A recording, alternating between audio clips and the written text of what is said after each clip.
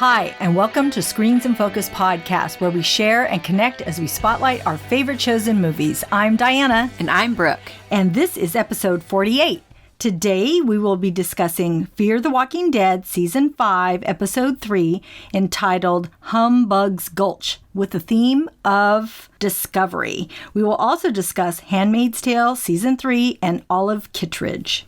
Before we dive in, how are you doing today, Brooke? Well, I'm doing really good. Today was a nice day with my children, and we had a really busy weekend. It was Father's Day. Yeah. And I've got a couple fathers in my life, my dad and my husband, of course. Yeah. And so my dad actually was in town with my mom and their dog for about a week. And so we just kind of, spent a lot of time together probably each day. And I introduced him, our family introduced my mom and dad to Sushi-ritos. Oh. It's a sushi burrito. Yes. Yeah? Yeah. Have you had one? I haven't had it. Okay. The kids have had it, but Okay. And they like it. So. Yeah, my parents just loved it. They did? Yeah. They were Okay. so all over it. And they're Yeah. like, because they live in Arizona. So they're like, we're going to have to find and see if they have it in Arizona. I'm like, good luck. The food is so different. We think everybody has the same type of food we have, and they're so... People come from out of town regarding my work or whatever, and I just love the food here. They're like, You oh my should God. get Sushi-ritos for your work luncheon one of these times. Oh, because I know true. you have to set up events and stuff. Uh-huh. That would be kind of fun. Like, Yeah. who knows? Maybe nobody's had them before. They're really good. So we did that with my dad. Went to the pool at their hotel. And then over the weekend, my family, my husband and the 3 kids, my older son stayed home with our dog. But us and the little kids, we went to Twain Harte and Pinecrest. Those beautiful pictures. Yeah, it was so much fun. And I was in the process of making a video, but then my phone updated and then it lost my project, even though I knew that it was happening. Whatever. Okay, technology is sometimes just how it is, right? Yeah. But I was going to make a surprise video for Gabe, like a Father's Day thing. Yeah. And then so I have to start over. But I have everything. It's just good. Then the project that's that I awesome. started was like, oh, man. Yeah, you're so good at that. Oh, thank you. I really good. enjoy multimedia. Yeah. So, how about you? I do too. Yeah? But I'm not any. I need to learn from you. Yeah, well, yeah. It's we got to start I love somewhere. It. I love it. Yeah. How about your weekend? What'd you do? It was a regular weekend, but that's okay. I love it. Father's Day was good. We just went out to lunch, and then I made dinner for the whole family. So it was low key, but it was good. So that's a good way to celebrate Father's Day. Yeah. So we had a really good weekend. Awesome. It was nice. I love that. So, yeah. In thinking about this Fear the Walking Dead episode and its Western theme, love it. Would you want to be a good guy or a bad guy in a Western? I for sure want to be a good guy. I'm not that old in Western. a Western. Yeah. Okay. In a Western. Because I grew up with Western and I was always, as a young child, into like Cops and Robbers, and those were all my shows, like Chips and Dukes of Hazzard and the Clint Eastwood, and then just random Western films that I would just be at home watching on Channel 44. Yeah. Oh, yeah. Channel 44. Yes. Yeah. Anyway, I always wanted to be the good guy. You did? Yeah. And then when we would play with friends, always the good guy. Yeah. Like I never really wanted to be the bad guy. So in a Western, yes. And I always wanted to have like that quick draw. Yeah, exactly. So that was always me. How about you? Well, I would naturally think, okay, I would want to be the good guy. But I'm thinking, if I'm in a Western, like if I'm in a movie, it might be fun to be the bad guy. I might really like that. Yeah. I don't know. I feel like in some Western, the bad guys have like really bad teeth and, they're just dirty. Forget all that. Throw that all out the window. Okay. You can be your own good bad guy. Yeah. Right? Or good bad. Yeah. Good bad. Good bad guy. Yeah. You could have great teeth. Yeah. You could look sexy. True. You could be, faster than anyone else. Would you be a guy or a girl? I don't know. I haven't gotten that far yet. If you were a girl, you'd have character. like your like in your garter belt, you'd have your little gun in there, your little holster.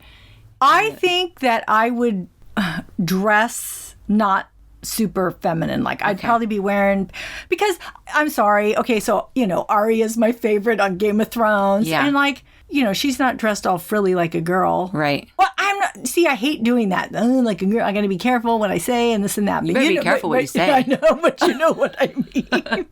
I want to be a good bad guy. So I would want to be a girl. Yeah. But I want to dress how whatever makes me comfortable, She's gonna wear chaps. So I'll probably be wearing some pants and, a shirt. I will be wearing black because I do love that color. Oh, we always wonder why I'm dressed in black. That's why. Yeah. Because it's Diana. Yeah, that's cool. I like it. Yeah. Cool. So, hey, everybody, let us know what you think. How would you behave in the Western film? Would you be a good guy? Would you be a bad guy? Would you be a good girl? Would you be a bad girl? How would you dress? Let us know what you think. You can follow us on our Instagram, our Twitter. You can also subscribe to our website and our YouTube channel. So, Diana, this last episode of the Fear the Walking Dead, I was really... I felt really good about it. I mean, we got some answers, that we've been wondering. We've been hearing and reading articles about what was going to be happening. And so finally, we're there.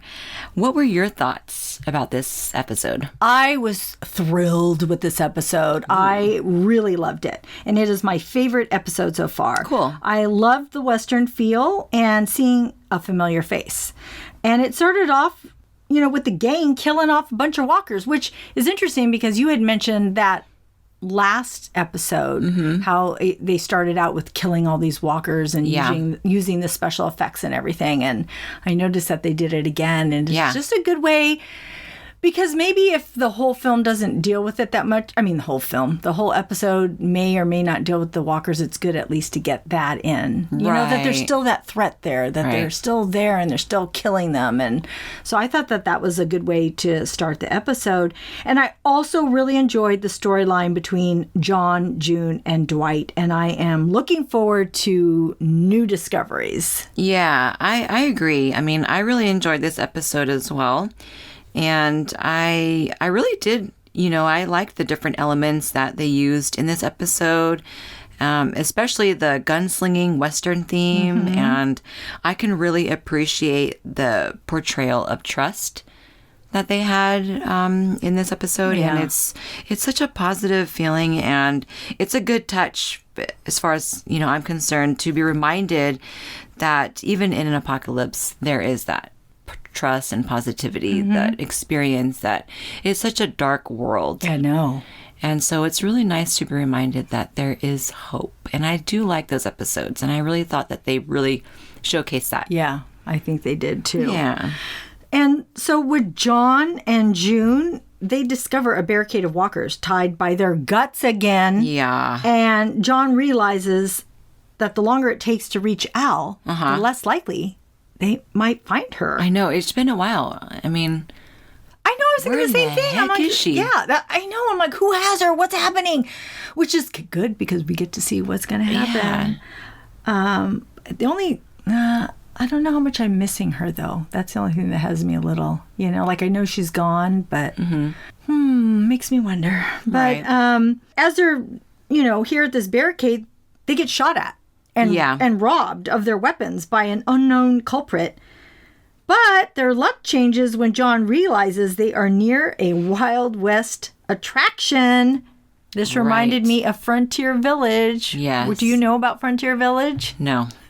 Yes. We have.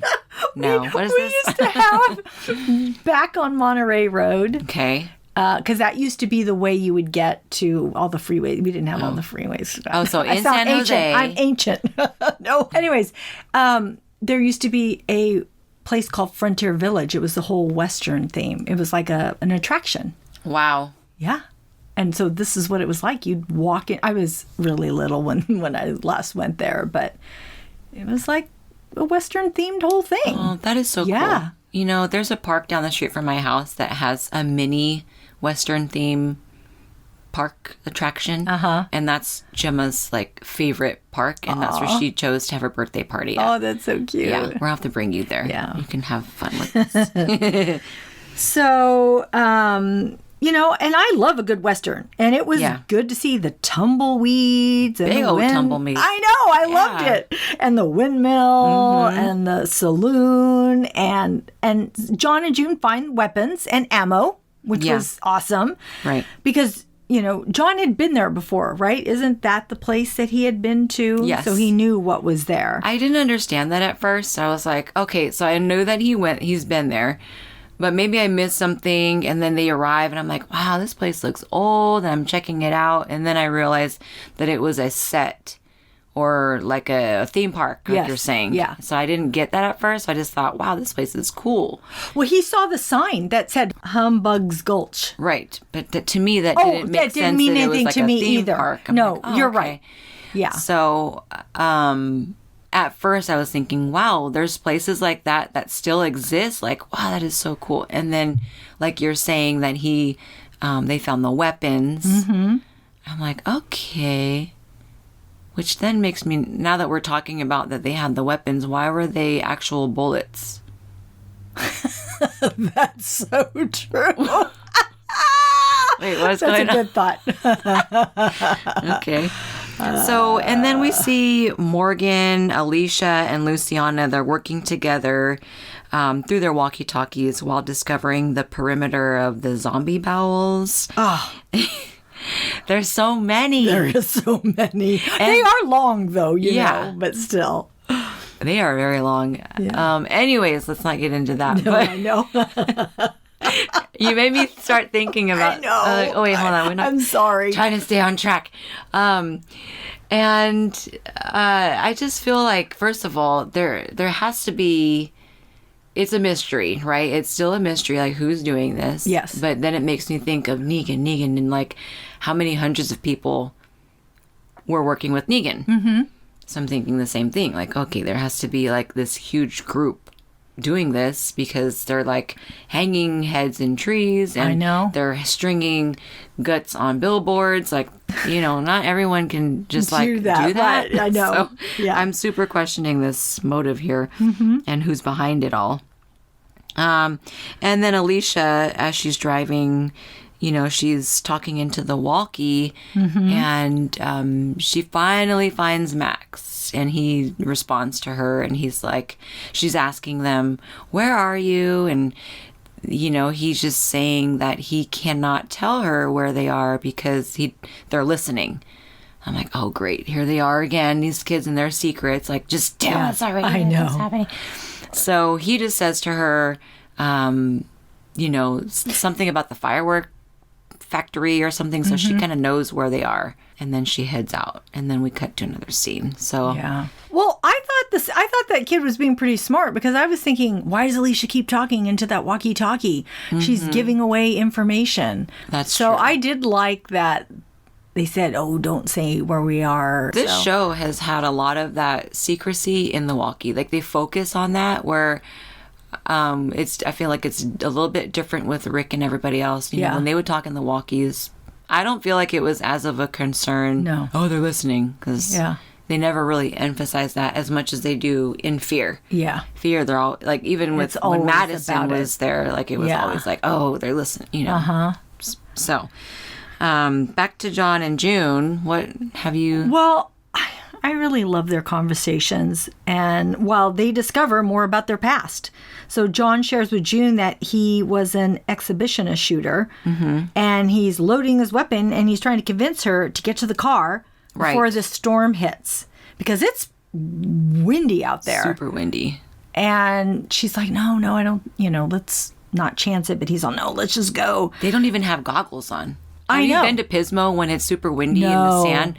Oh my gosh, you need ski goggles. It's like your eyes. Oh God, with sand and everything. Yeah, it's bad. Well, and that's why they have the whole bandana things around their noses. And honestly, I think I'd have like a towel over my face. I know. I would know where I'm going. I know exactly. So they're out there and they get shot at again. I know. And so then finally, of course, John, being the excellent shooter that he is, he hits the shooter and then he goes to chase after him. But at the same time, this noise of gunshots has drawn walkers to all of them, which is scary, you know, because you got all these walkers practically on you.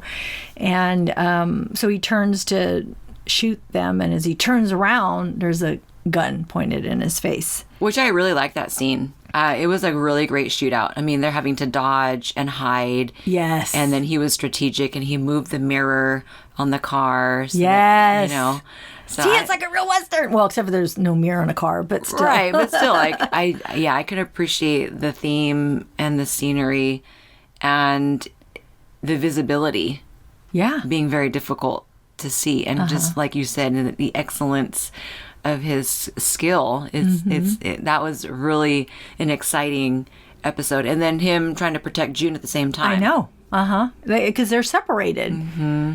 And she goes this way and he goes that way. Yeah. And then guess who it is? Who is it? It's Dwight. Oh my God. He is yelling, "Where is she?" I was so surprised to see him. I don't know why, but I was. I didn't realize this crossover was happening in this episode. But I was really excited to see him. I was surprised to see him in this episode. You were too? Okay. I thought it was just me. I'm like, what? Was I not paying attention? So even though he was a bad guy on The Walking Dead, he is slowly turning toward the light, and I really felt he was redeeming himself. Cobra Kai. Cobra Kai. Yep. So... you know, and then Dwight is yelling at John, "Answer me!" Then he gets knocked out by June, which was... finally. I know. He was like... But I loved it because John says, "Thanks, Junebug." And I love it. They're my favorite couple. Right after Glenn and Maggie, of course. Oh, yeah. They're so sweet. Yeah. They work so well together. They do. I'm so glad that they found each other. Like, they're destined, right? I love that. So, back to Alicia, Morgan, and Luciana. You know, we see Luciana and Alicia driving. And Morgan's like, Alicia tells Morgan, "I know where they are. I'm going to get them." Morgan says, okay, and he's still back where he's supposed to be. But then as Alicia and Luciana are driving, they run over like a trap. I know. With spikes on a piece of wood, and they pop the tires of their car, crash the car, get out the car, tell Morgan that they've crashed, and then Morgan's like, "Stay where you are, I'm coming." I really thought that was just some like really emotional connection that he has with Alicia. I really am starting to feel that he's like becoming maybe not a father figure, but definitely a protector. And he doesn't want her to feel that in the last episode 2, where he told her that she doesn't have to just be a killer. Right. I think he really just wants to help balance her out. Yes. So that she could find her place and and hopefully she doesn't get lost to the point where he was before. Yeah. So I think he's really focusing on her, which is a good thing. And I think that she will, that will be valuable to her.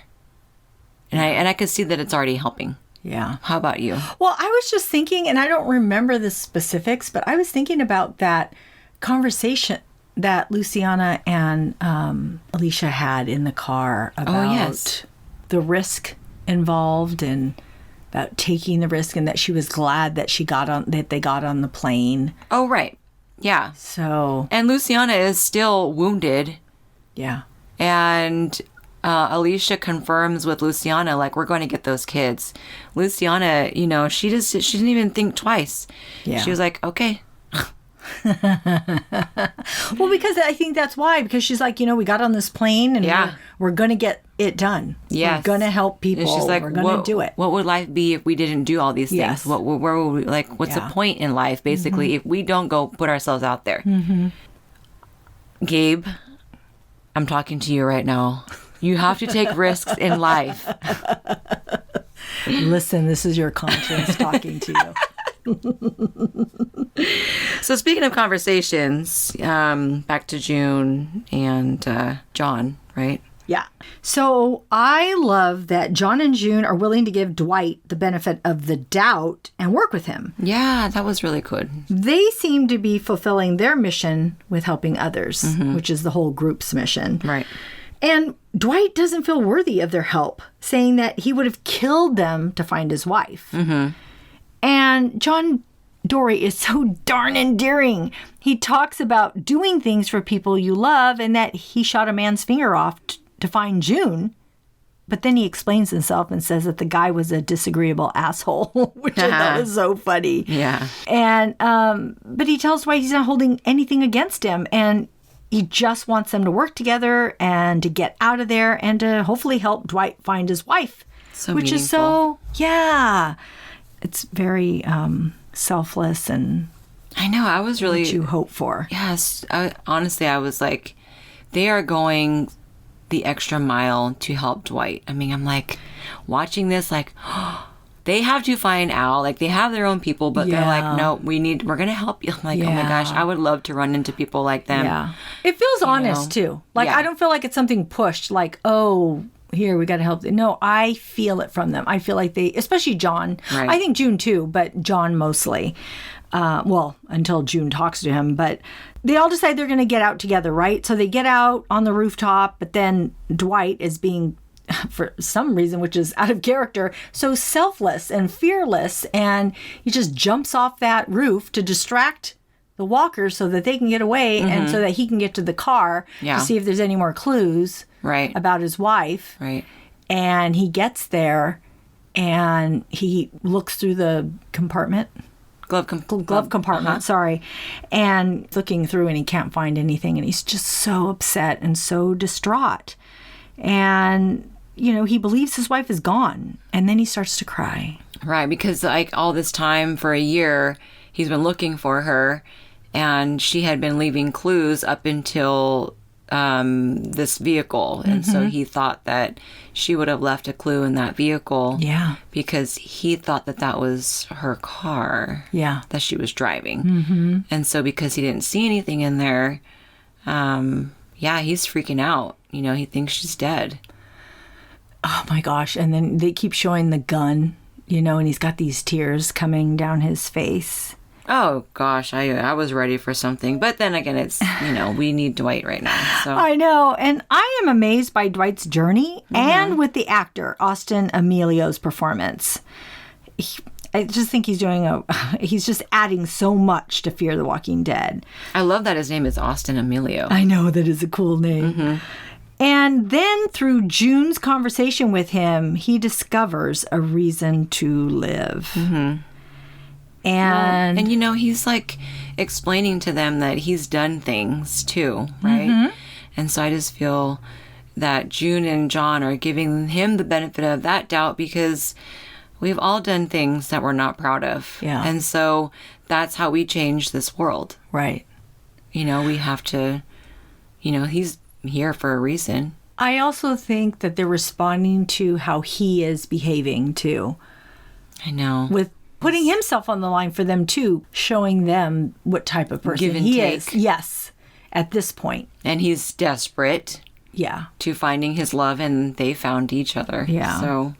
So, and then I really like that John tells Dwight that his cop ways have led him to discover that the VIN number doesn't match the registration. So this is not the car that Sherry would have written her clue in. Giving him hope. Good eye. That, you know, that she's out there. Yeah, I really like that because, like, I'll send you some of my writing and you'll find things that I don't see. And I always feel that it's great to have a copyright. You know, you need that in life. So it's good that John discovered that. Yeah. And so, you know, now Dwight knows that there's hope is still there. And he should not give up. And June and John will help him through this, it seems. Yeah. So now they have two people to find. Allie. Yeah. Al. I always call her Allie. I don't know why. Al and Sherry, it seems. So we'll see. I love Dwight. I mean. I know. Yeah. And we hated him previously, you know? I didn't toward the end of The Walking Dead, but I did earlier on because he was a bad guy. He hurt Daryl and he shot... yeah, but when we first met Dwight, he didn't have that burn on his face. Yeah. And then he got the burn on his face. And then, you know, so I kind of went in and out. I mean, I was like, oh, what a jerk. You know, he stole the bike. But like, hey... You know, survival, right? Yeah. Like, we've been down this conversation before on what would you do? Would you share? What, you know, and all this, like, this world will make you crazy. Yeah. So, you know, now that we're back at Humbug's Gulch, everyone is back together. Morgan ends up reuniting with Dwight after all this time, which has probably been a year, I guess. I know. Because Dwight had said that he's been looking for Sherry for a year. Yeah. So now we know the timeline from when Morgan's been out there and Dwight, because they left around the same time, right? Because Daryl kicked Dwight out and then Morgan just left. I can't remember the exact time when Morgan left. Morgan left pretty much after Negan and everything. Like, it just, the world wasn't for him anymore. The same episode that Dwight... Oh, it was. I can't remember for sure what the timing was when they both left, but yeah. This is probably about, give or take a year. Okay. And so I was like, how is this going to go down? I was so unsure. I know. It was so anticipated. Ooh, right? Yeah. And honestly, like, when I saw Morgan's face looking at Dwight, I thought of Glenn, Abraham, you know, and Denise. Like, I thought of everybody and all the terrible things that Dwight was involved in. And, you know, Morgan just tells everyone, hey, we know each other. We're from the same place, like, super casual, you know. They're still surprised. Yeah. And then Dwight, he tries to explain his actions to Morgan when he was with Negan. But then Morgan is so cool and he just rejects that and ensures him that everyone here is, you know, they deserve a fresh start. I know. And I was like, oh my gosh, Morgan, you've gone so far. Yeah. I was thinking Morgan's mind was blown when he saw him. It was so interesting to hear Morgan say that they are all starting over. Yeah. And I was trying to recall, you know, when the last time that we had seen them. And I had read that when Morgan left, he was in his kill all the saviors mode. So... Morgan was in the kill saviors mode? That's what I had read. I don't recall that, but that's what I had read. He just took off. He walked away with his stick. I mean, right before he left. Oh. Yeah. I don't know. I'll have to go back and watch those. I guess so. 'Cause I don't remember that either. Yeah. But, we've gone so far.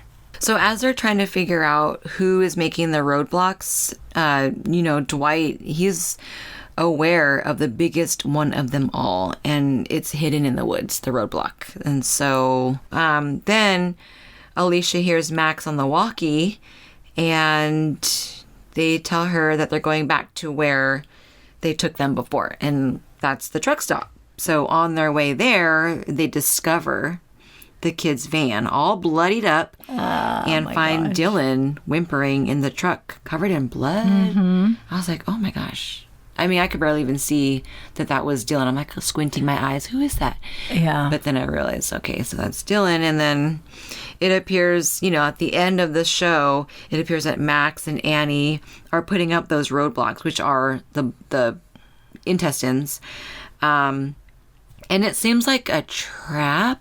I mean, those two are conspiring something, and so I guess now we know who it is. And then Annie thinks Dylan might crack, you know, by disclosing what they're up to. But then Max says he won't. He'll stick to the script. So they had this all planned out, which is crazy. I know. And I'm like, what script? What's their plan? And I guess we'll have to wait and see. And I'm like, WTF? I was liking these kids. Well, we don't really know the background, and I'm not sure if there is something sinister or if they just want the adults gone. I find it interesting that they have survived this long and have been so resourceful. Right. And I can't believe they keep using these walker intestines for everything. Right. I mean, did I not see it circling the van? Like, were they really that long? It looked like it was like almost like tying the van with walker guts. Oh, yeah. It was. I don't know. But, and then why are they wearing those catcher's style masks? Is it to prevent bites? Yeah. I guess. I was wondering. Because they were so up close to them. Yeah. I mean, they had to literally hold them down and tie them up. But what was interesting was Max seemed more scared than Annie. So it looked like Annie is a little bit more of the Lizzie. Oh, my God. I don't know if they're going to have to kill any kids in fear. Yeah. It seems for now that they're just trying to get rid of them. You know, I mean, as far as like just get them off their trail. So I don't know. It's funny. I think it's how they survived, right? They're like, oh, let's do this to scare them off, just to get them off there. I guess. I'm not entirely one way or the other yet. I don't think that they're totally bad. If I'd seen them do something super horrible, then maybe I'd think that. But I don't know. I'm on the fence with them. And we'll see. We'll see. Yeah. Yeah. What other things did you notice in this episode? Well, I love that Coleman Domingo directed this episode. And he did such an amazing job. I mean, the windstorm in Humbug Gulch, I'm having a hard time saying that. Humbug Gulch was great. And I laughed out loud when the walker was walking forward and then he was carried back a couple of steps because the wind was really hard, and then he starts walking forward again. I mean, it made me laugh out loud and I loved it. And I love the music. I mean, there's just a few strums of guitar and the cowboy whistle. It was perfect effect. Yeah. And just giving this that Old West feel. Yes. And then Dwight's burn looks even worse to me now than it did. It was hard to look at. I'm like, what the hell is going on? Yeah, it's like, oh my gosh, it grew, it expanded or something. It's just bigger, like Freddy Krueger style. Yeah. And when Dwight yells, walkers, John looks at him and says, what did you call them? Yeah. And, you know, for us knowing the crossover, we're like, that's what Morgan calls them. And right. Probably. I didn't realize that they didn't call them walkers. I don't even know what they call them. But I just found that interesting. He's all the dead. Yeah. And I love the moment when June kisses John after he says he also needed to hear what she said to Dwight because it was just important for him to hear that from her. Aww. I know. I love a little love in there. I love it. What did you notice? Well, okay, I believe Dominic and I saw Greg Nicotero as a walker. Oh, probably. Yeah, I could tell. He does that. Because his eyes, the way his eyes are deep set into his, you know, and so like his prosthetics, it still resembles him. And it was a close up. So watch it again. I think you're going to notice it. And like, we've seen him in costume before. Yeah. And it was the episode where Glenn was trapped underneath that dumpster. Oh, okay. That's the other one that he was in that I noticed. I don't know if he was in another one, but maybe. I heard he's in them. I don't know that I've ever picked him out in them. Okay, so now you know which ones to look for. But and then the opening graphics, it was exactly the theme of this episode. Except so the graphics had like the wind traveling, and I liked the way that they graphically did the wind. It was like a wave pattern. Okay. So if you're a graphic designer out there, you know what I'm talking about. This like wave pattern. It's very interesting, and I think it's well suited. And I'm drawn to that. I'm always looking at logos and blah blah blah. So that was really cool. I was gonna say something else, but it left my mind. It has left the building. So, Diana, why do you love this show?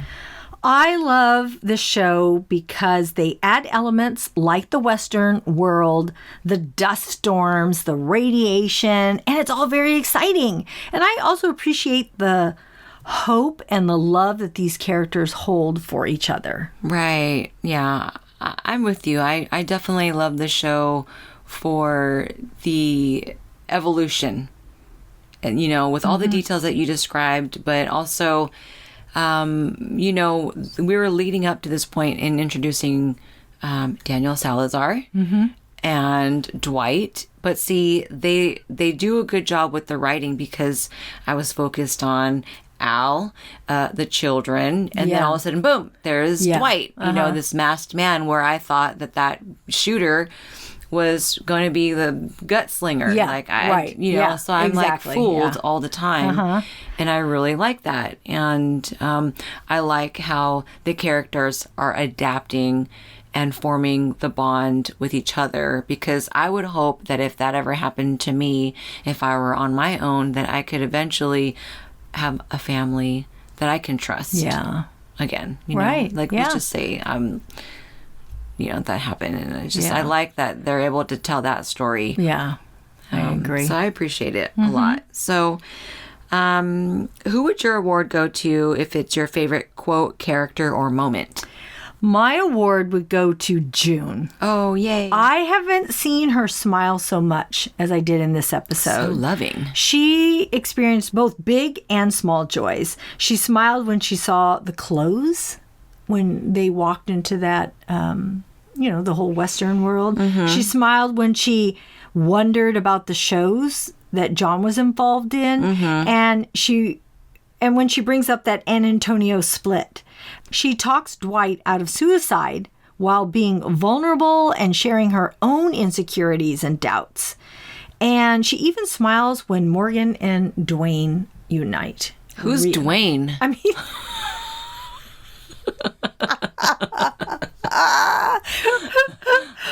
She even smiles when Morgan and Dwight reunite. Yes. That was nice. But you know what? You did bring up a good observation. I totally forgot about the axe. And Dwight was shot on his arm, and then John's like, hold the axe straight, blade towards me. And then it's like his arm's killing him, but he holds it up. I know. And then he had one bullet left, and there's two walkers behind Dwight, a.k.a. Dwayne. And then he shoots just in the middle of that blade, like, hello. That's like a pencil, like just a straight line. How do you shoot? I know. Right in that line.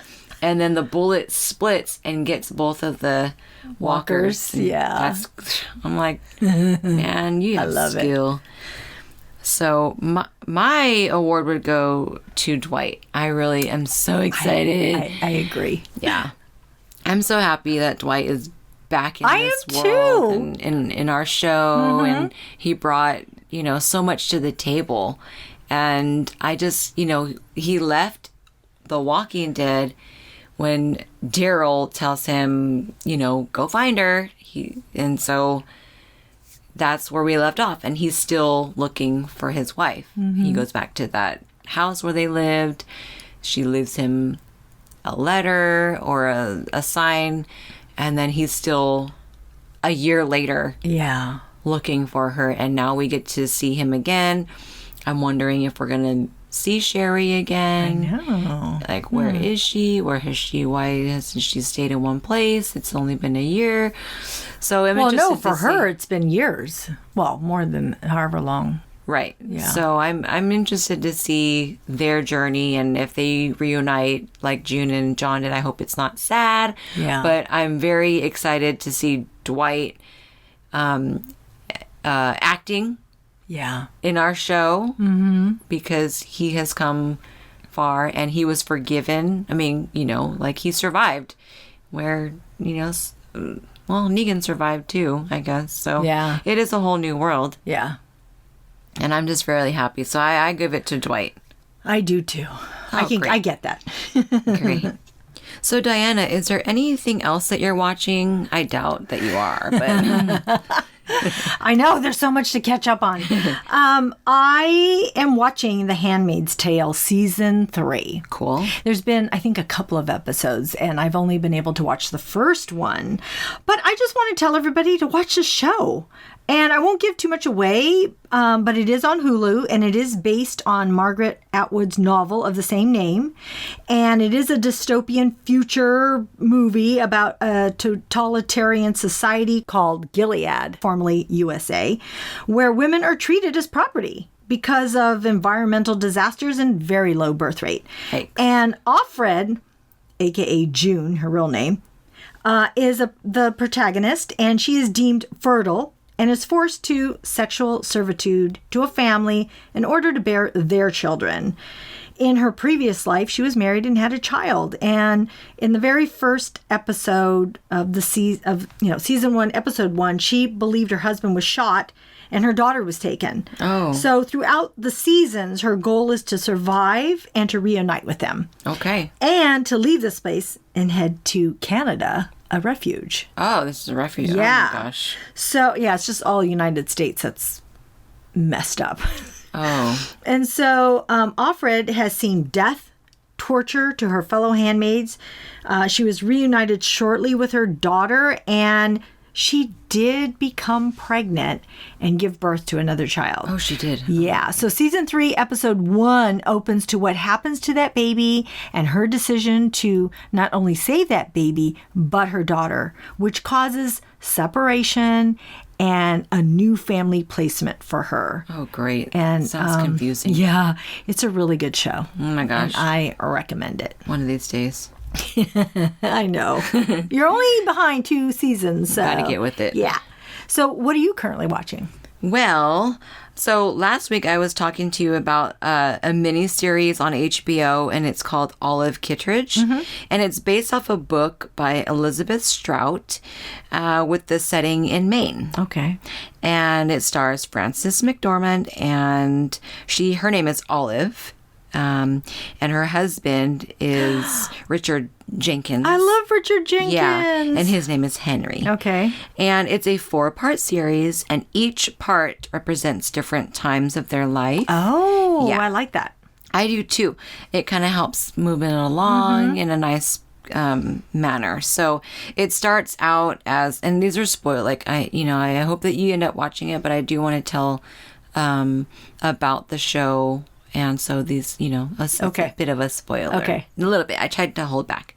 But, it starts out as Olive being a mother to her teenage son. And she's married to Henry. And she's a teacher at a high school, and she teaches math. And I suspected that she was having an affair with another teacher. Okay. I know. Yeah. And then Henry, her husband, he's the town pharmacist, and he's just a lovely, lovely man. He's so sweet. And he ends up hiring an employee, and he has great chemistry with her, and he treats her like a baby, honestly, to the extent of his wife, Olive, and their son calling this employee a little mouse, and he just hates it when they call her that. So Olive's lover has an unexpected event, and she has no choice but to fuel her emotions with deep sorrow. So that was really hard to see. Yeah. And as time goes on, her husband remains as sweet as can be, and Olive kind of gets colder as time goes on, which affects the relationship that she has with her son. So basically, the last part, she befriends Jack, and Jack is played by Bill Murray. And we see... By Bill Murray? Yes. Oh my gosh, okay. Yeah. And we see her finally getting comfortable in her skin that she always wore so tight, and I recommend this show to anyone who,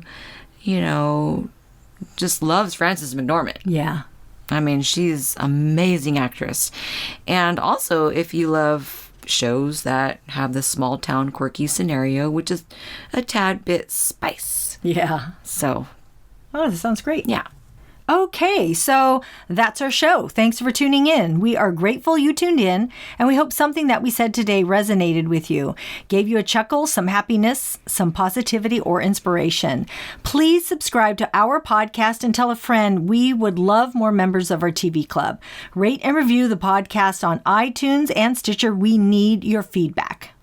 We will be uploading 2 new episodes Tuesday, July 2nd. The next show will be on Fear the Walking Dead, Season 5, Episode 4, and Big Little Lies, Season 2, Episode 3. You can find our website listed in our show notes. See you next time. Bye. Bye.